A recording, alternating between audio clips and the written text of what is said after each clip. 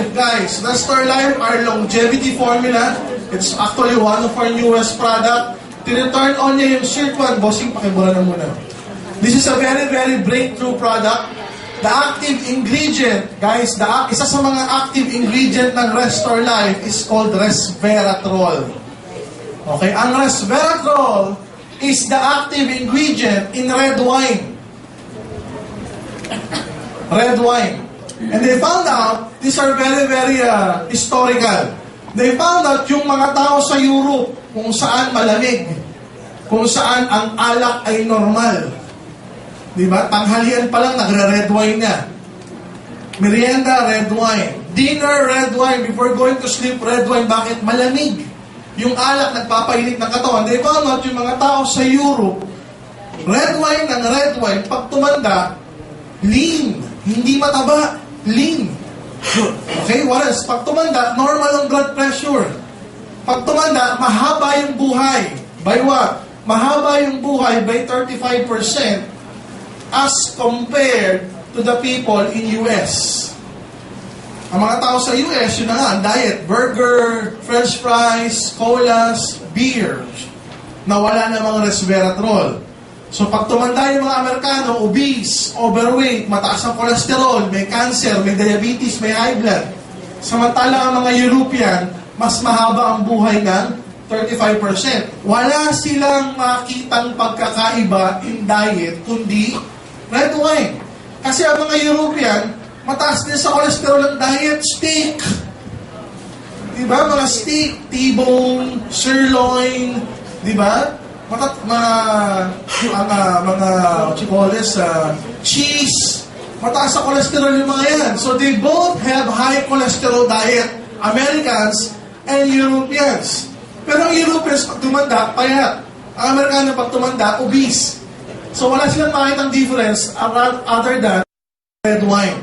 And when they found out ang active ingredient ng red wine, resveratrol, true enough, when they tested sa mga organisms, okay, iba't ibang living organisms, pare-pareho humaba buhay by 30 to 60%.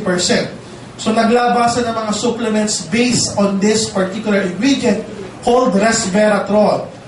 Now, this particular doctor named Dr. David Sinclair, he is a Harvard researcher.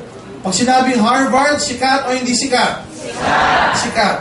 So for so many years, for the past 10 to 20 years of his life, he dedicated to resveratrol. Okay? Recently, 2006, guys, 2006, binili ng isang pharmaceutical company, yung company ni Dr. David Sinclair. Glaxo. Are you familiar with it? Yes. Ang buong pangalan niya, GlaxoSmithKline Beecham. Tatlong company na nag-merge together, pharmaceutical. Binili yung company ni Dr. David Sinclair ng $800 million. Why? They are launching a drug. Drugs na.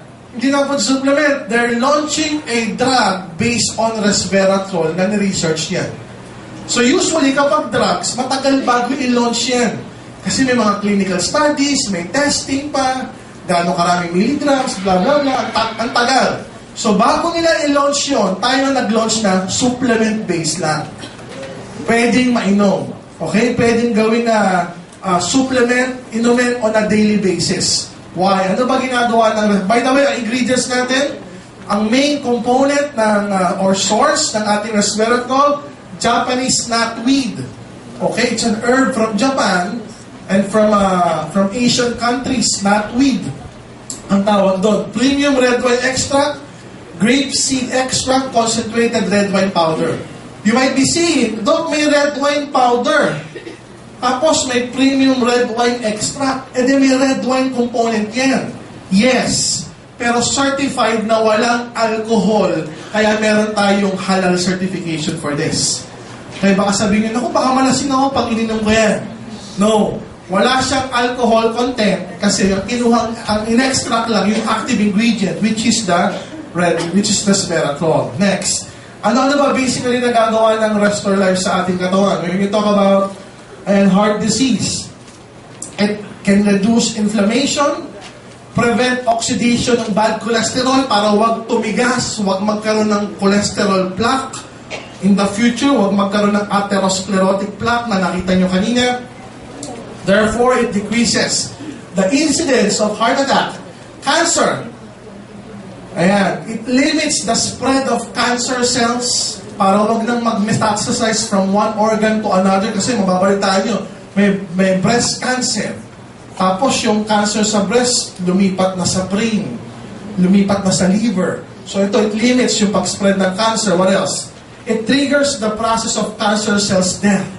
Nakakatulong mamatay yung cancer cells by going to the process of apoptosis. Yan yung cancer death. Alzheimer's disease, yung nagiging makakalimutin, ulyanin sa matatanda, it protects the nerve cell from damage. Okay? What else? Diabetes, nako to, maganda sa diabetes ang Restore Life. Okay? It prevents insulin resistance. Okay? Yun yung precursor ng diabetes mellitus. Ano pa? Activates SIRT1 gene. Yan yung pinaka-importante sa lahat. Why? Ano ba nangyayari kapag na-activate yung SIRT1 gene? Nare-reverse yung aging process. And when it reverses the aging process, lahat na ng sakit nare-reverse. Kasi yun naman ang manifestation ng pagtanda. Nung bata ka naman, wala ka namang arthritis. Nung bata ka, wala kang diabetes. Nung bata ka, wala kang high blood. Nung bata ka, hindi mataas ang cholesterol mo. Nung bata ka, hindi ka ulyanin. Nung bata ka, wala kang cancer. Pero nung nagtandaan, doon na nagkaroon ng manifestation ng kung ano-anong sakit. With the activation of SIRT1 gene, nare-reverse yung aging process, thereby reversing all of the diseases that you have. Okay? So it's also a good supplement. You can take it every day, once a day, 2 times a day, 3 times a day, depending kung ano yung kalagayan mo.